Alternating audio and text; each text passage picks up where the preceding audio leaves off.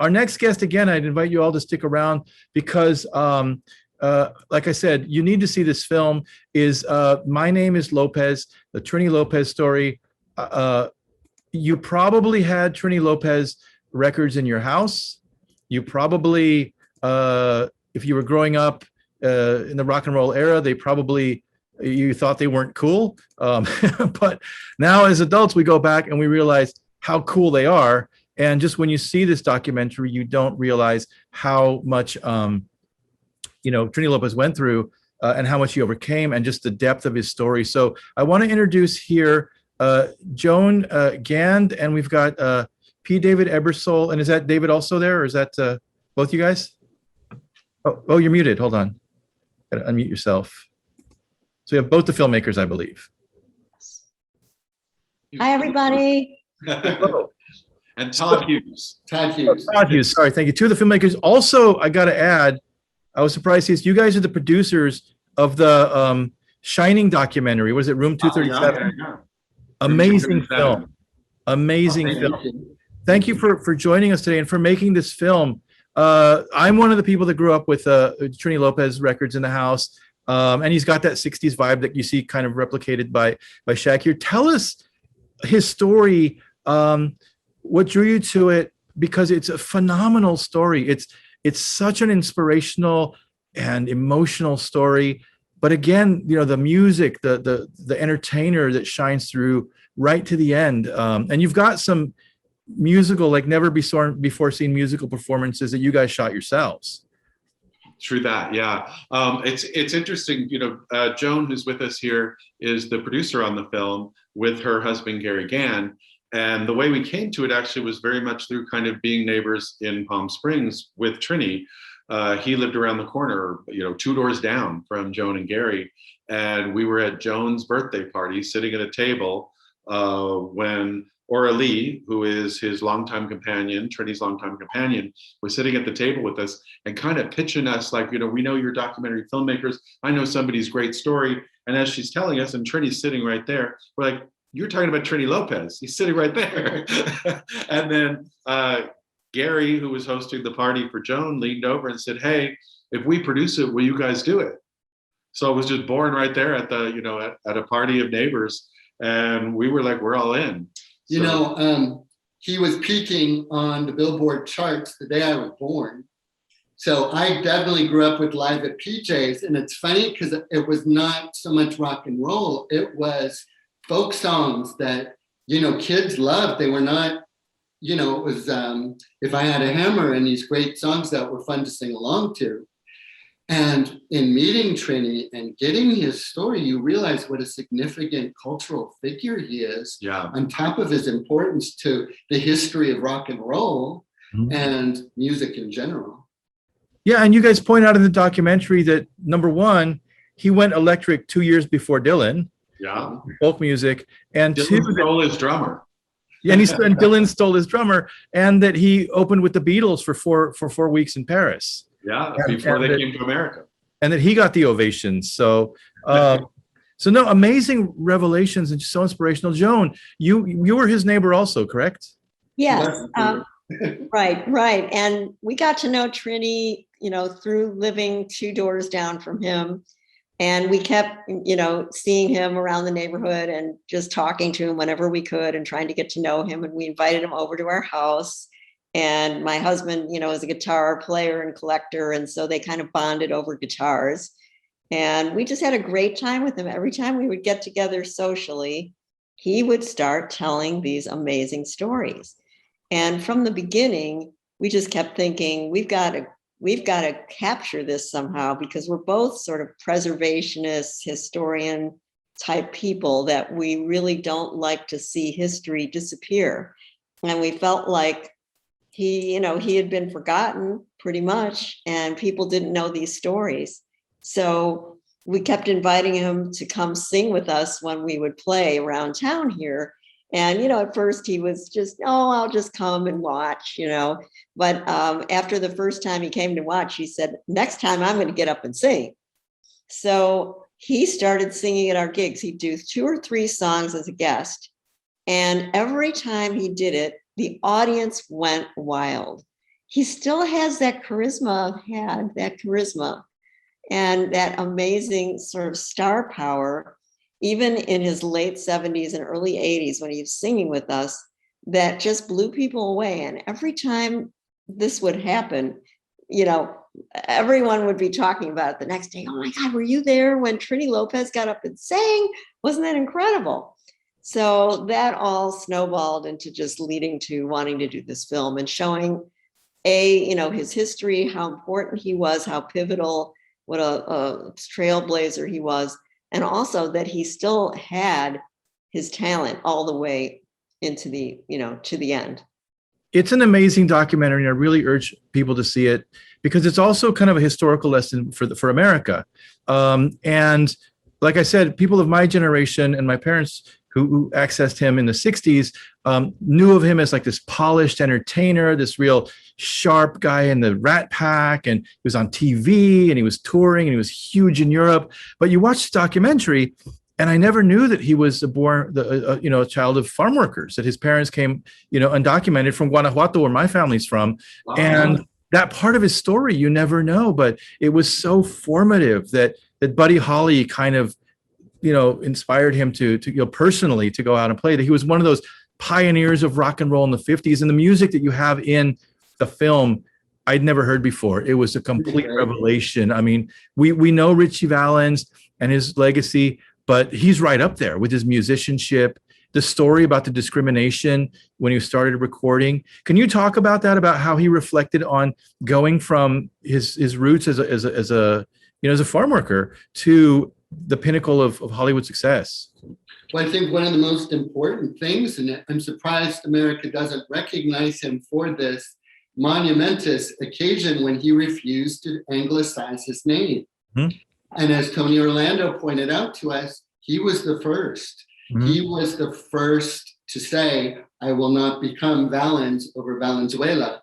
Mm-hmm. And then throughout the film, we keep revealing how many people had to change their name because of the racism, the insidious racism in America. Even Bob Dylan, right? We're fixing it now, but his name is Bob Zimmerman. Right.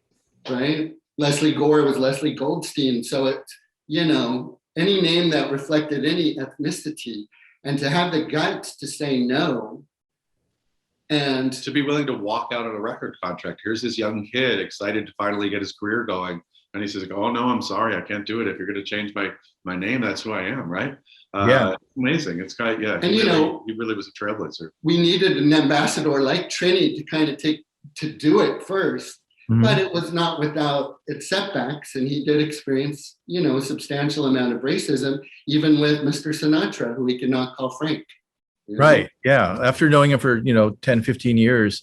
If you could tell the story, because I know it's in the film and people will see it, about when he first went to New Mexico upon the invitation of Buddy Holly to record, and he had an all-Anglo band. What happened when they went to record?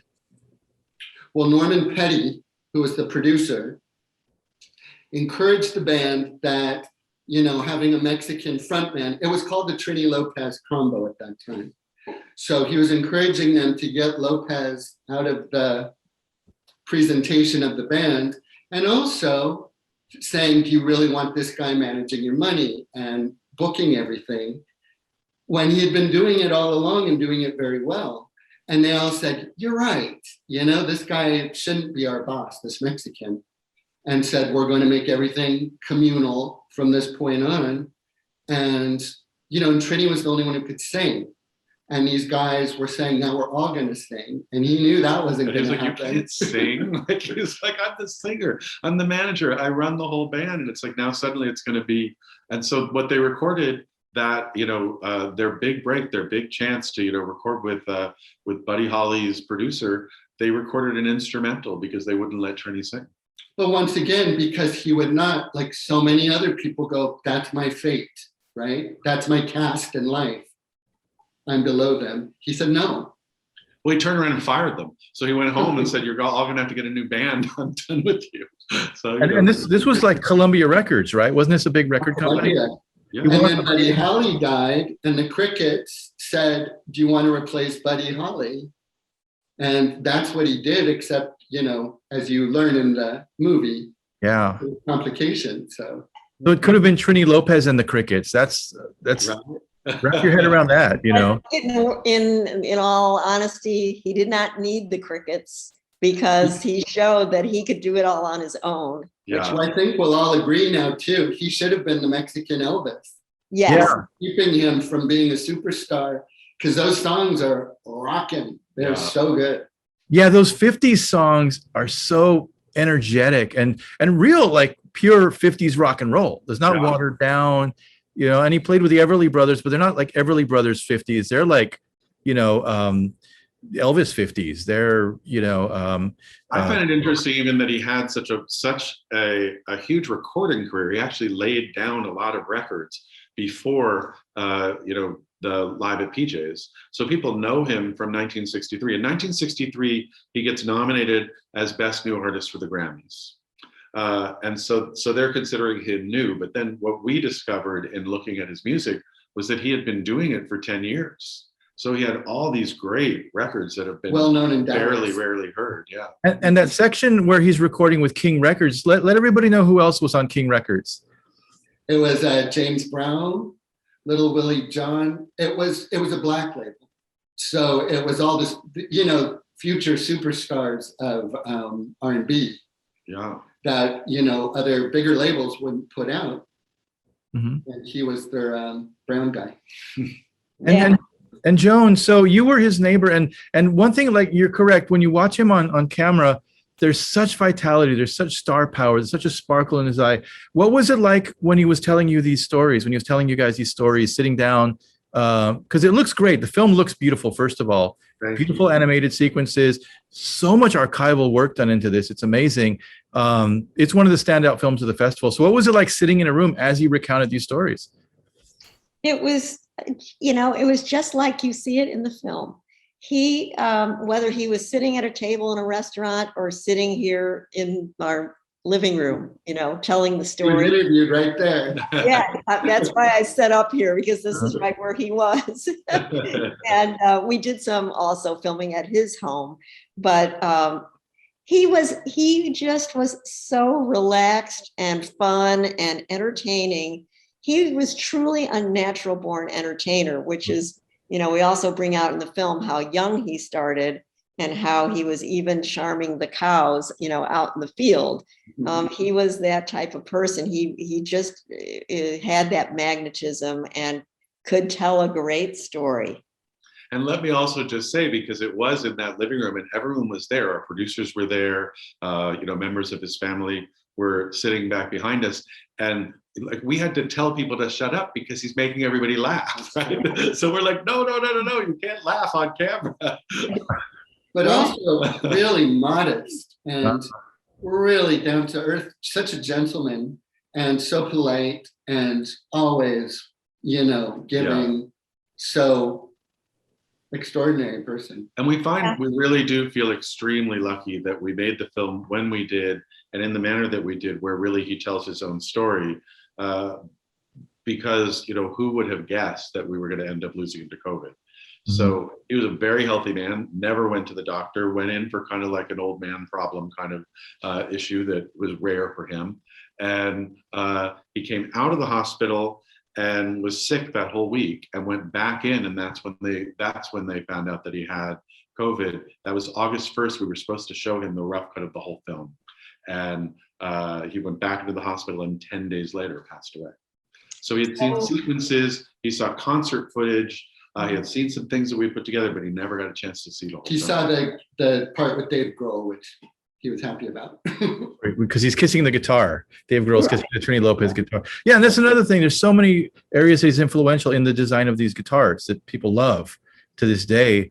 Yeah, no, it's really unfortunate and sad, and I'm glad that you did that, because that makes that performance that's in the film where he's playing with Joan and your band, the Gand Band, so much more important, because you know, I don't know, we featured we're friends with Dan Guerrero, Lalo Guerrero's son, and Lalo Guerrero, another musician from the 40s, also from Palm Springs, also, you know, living in Palm Springs.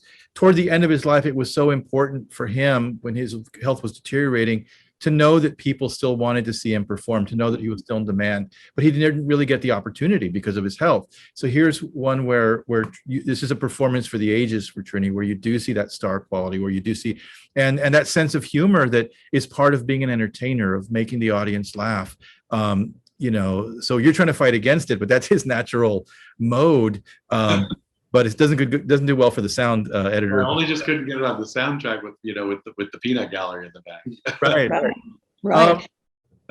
But another thing I just wanted to mention is that, we're all big fans of documentaries in general, and we've watched, loads and loads of documentaries throughout our lives. And when we finally, when Gary and I finally had the chance to work with P. David and Todd, the one thing we all agreed on immediately, which was almost everything actually, we all had the same point of view, which was, let us make this more than just your standard documentary, more than just talking heads, because Trini was about entertaining. He was about color and excitement and, just a thrilling journey. And so we added the animation, we added the sequences where we show him going through the years, singing the same song in different outfits and in different arrangements, and incredibly in the same key throughout his life, which is amazing for any singer.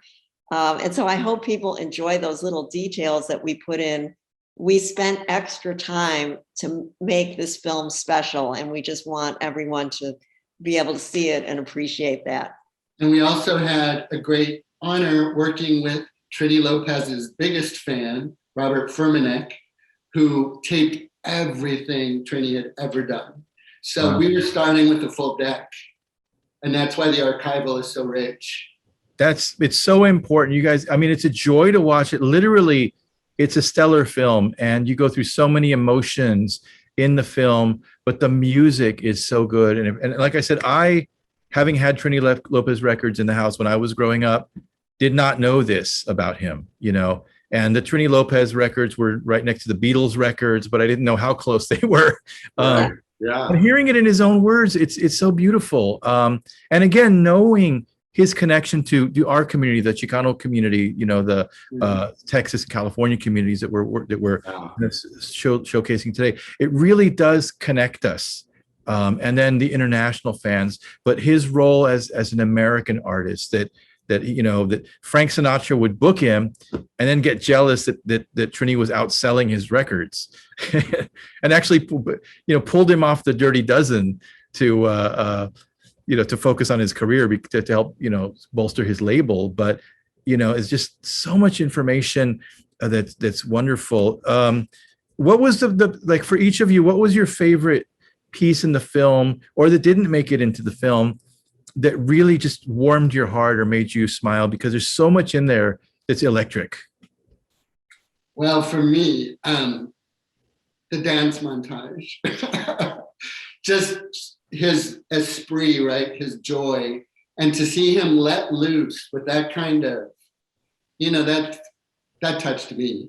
Yeah, for me, I actually really love the kind of acting montage that comes after Dirty Dozen, where people were sort of casting him for his charisma, but he's in all those things like Adam 12 and different kind of like television shows, the Hardy Boys, because it's such Americana. Like it was when he was really crossing across to all of us, and I thought that was just such an institution, a great thing to show that it's like we actually really did grow up with him in our living rooms. Yeah, and all those variety shows with Carol Burnett, Merv Griffin, and all those things. Yeah, he was such a good sport on all those things, and he fell, just so easily into the comedy and the acting. But for me, it was discovering the songs he wrote in the rockabilly days, especially "The Right to Rock."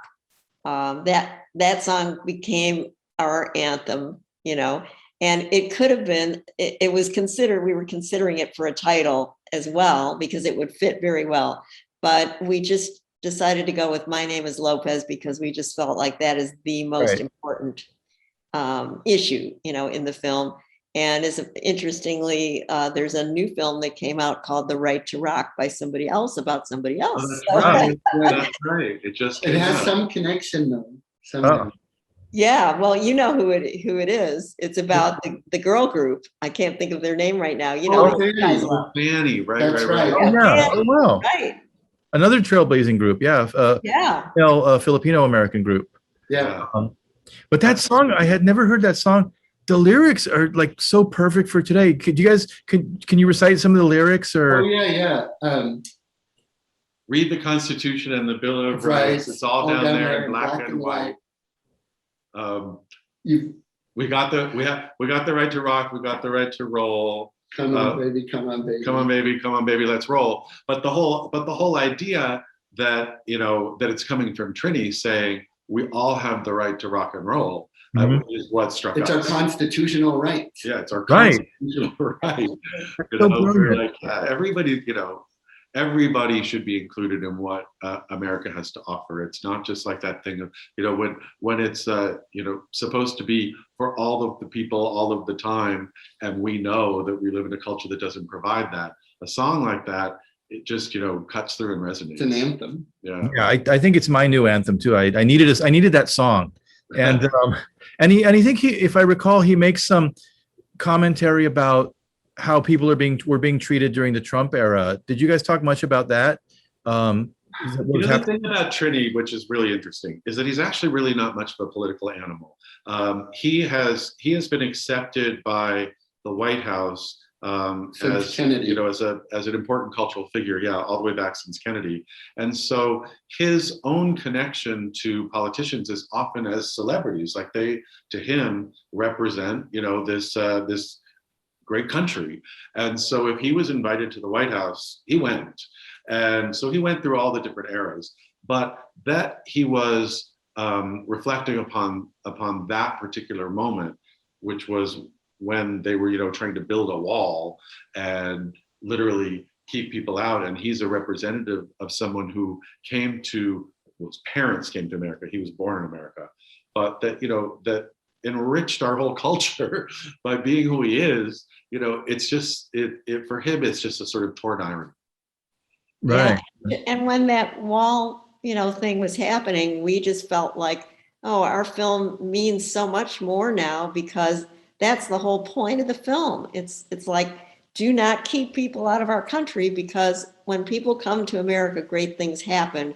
We do provide opportunity. It's difficult, but we do provide great opportunity here that they wouldn't have had, say, in Mexico.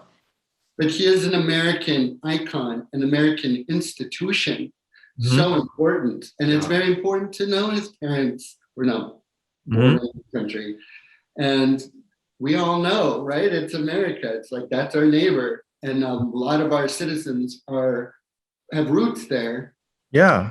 And it's time to talk about it and make sure everyone knows. Yeah, we're all from somewhere else. And a lot of musicians, talk about paying your dues. He definitely paid his dues. Yeah. He came up through the trenches. When you think about it, that guy worked so hard. Yeah. I mean, he just worked.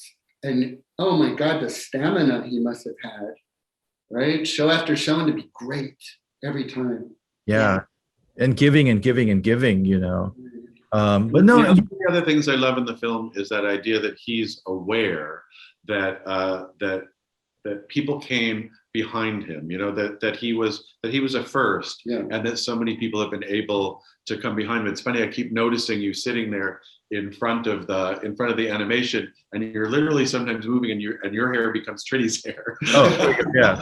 Right. So you're sitting in his spot, right? And that's sort of part of the point, right? He made it so that other people could come forward, and he was proud of that. Yeah. Yeah, I mean, we come to the realization, and he comes to the realization that he's the father of Latin rock.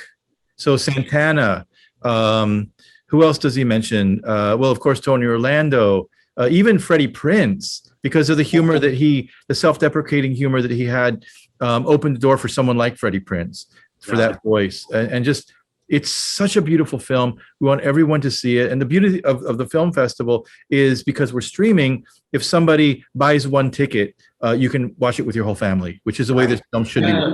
Our composer's aunt, who lives in New Jersey, watched it at your film festival. So thank you. Oh, yay. New Jersey, East Coast. But yeah, no, we want to bring these conversations around the country. I know we've got people in Texas watching it, where he was from, people here in Southern California, but it's such an eye opener. And, you know, all of the songs are good and all of them were hits. And, you know, you've got Pete Seeger, you've got, you know, he did some good covers, but I love the sequence where you've got the montage of his influence and you're playing Lemon Tree and then the commercial for Lemon Pledge. the song just shows how pervasive he was, but so positive. And again, the performances, the archival, it's such a treat, such a joy to watch, so impactful that everybody needs to see this film. What kind of response have you gotten? A lot of response from other festivals or from the critics? You know, the movie's been playing around the world, and we're doing really great with it. But the great news is that we have found a U.S. distributor, which we can't talk too much about yet, except for that we know that it will be coming out. People will be able to get it starting in April of 2022. Oh, excellent! So the deal's coming together right now, and then we'll be able to. And also to keep your eyes on the Grammy Museum, because they're going to have a big Trini Lopez show next year. Really?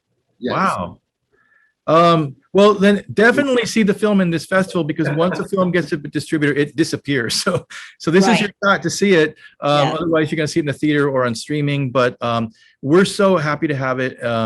And it's such a beautiful film. We literally want everybody to see it. So watch it. Also, if you like the music, go to Omnivore Records. They're releasing all of his Reprise 45s, never before released. And it's a little more rock and roll. It's a little more experimental, a little more Trini, I think.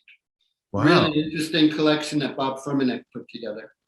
So it really is unfortunate that he did pass from COVID this last year, because the need for his message is there, the appreciation of his music. And I know that Shag is a very influential artist in terms of style, you know, just that it fits into so much Americana, that period of the 60s when the American dream seemed more attainable than it does now.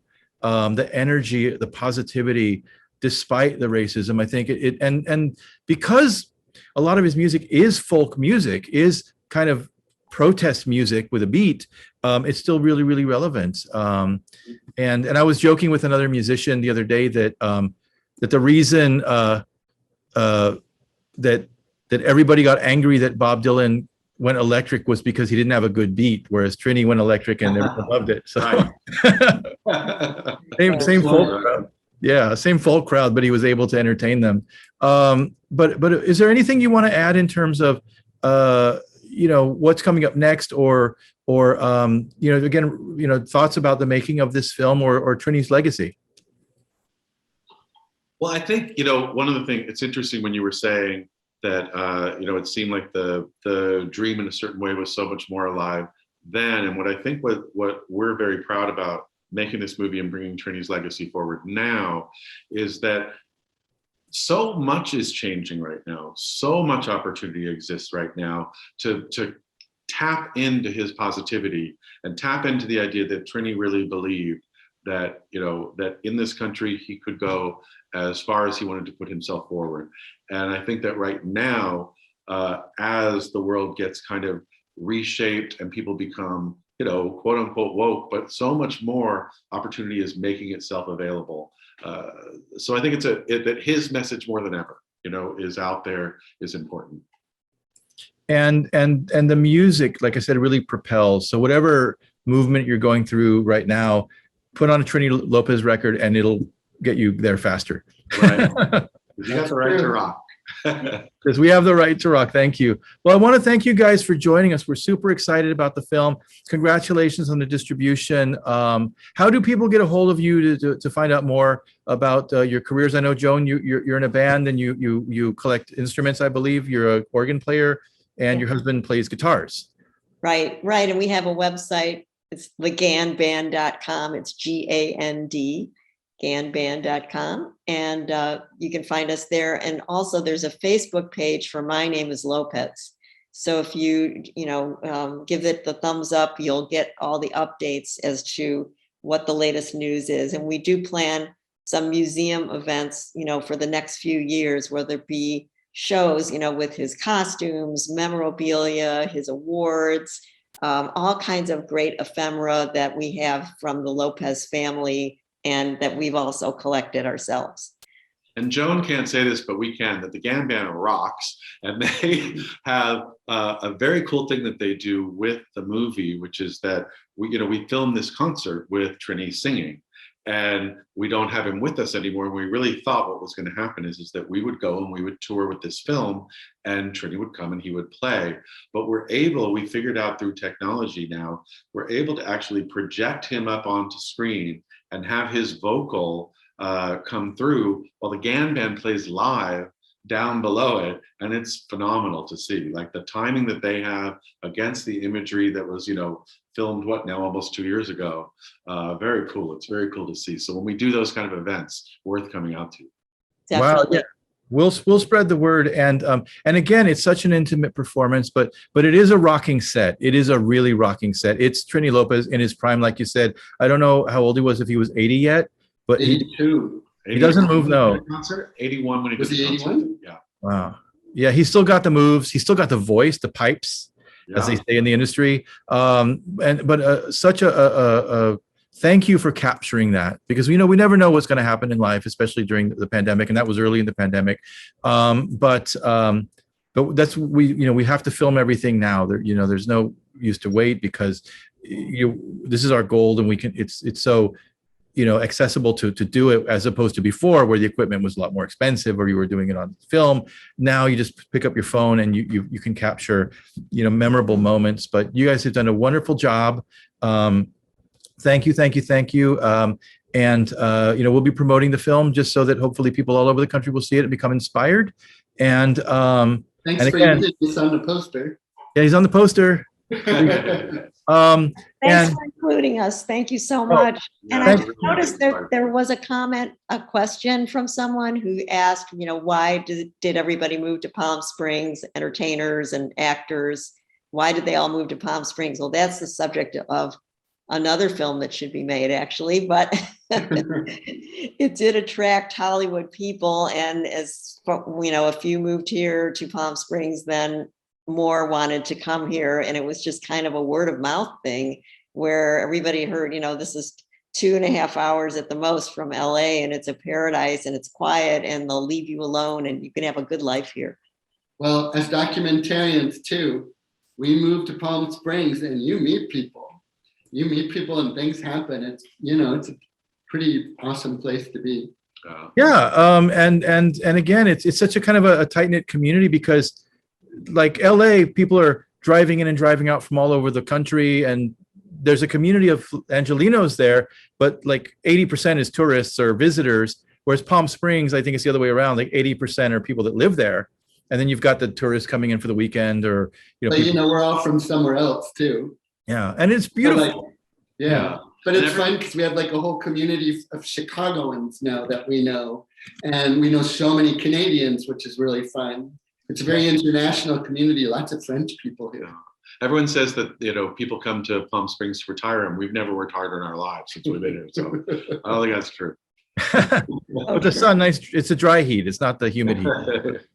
Well, thank you guys for being part of this. We're really excited. Like I said, we're going to promote the film like crazy, and I want everybody to see it. So if you're out there, watch this film. If you've got parents or grandparents, you can be sure they grew up with Trini Lopez. You need to see this film with them. It's such a film as an intergenerational tool to rock. This is it. Yeah. Well, thank you all for being part of the Q&A, and much success, and room 237. Right. Thank you. Thanks, Ruben. Thanks so much. Guys. Bye-bye. Bye-bye. All right. Thank you, guys. So we're going to go to our next Q&A, but our guest isn't here yet, so we might take a break, and then we will join you when we can for the OC Film Fiesta. So join us for the OC Film Fiesta through the 24th, ocfilmfiesta.org. You'll see some wonderful films, documentaries. We have a great list of speakers coming up today. We've got Tyler Stallings, we've got Gustavo Vasquez, we've got John J. Valadez, we've got Ann Kaneko coming in, and we continue tomorrow. But today is a really great day. We'll see you online for our Q&A, and check out the films. We have free screenings as well.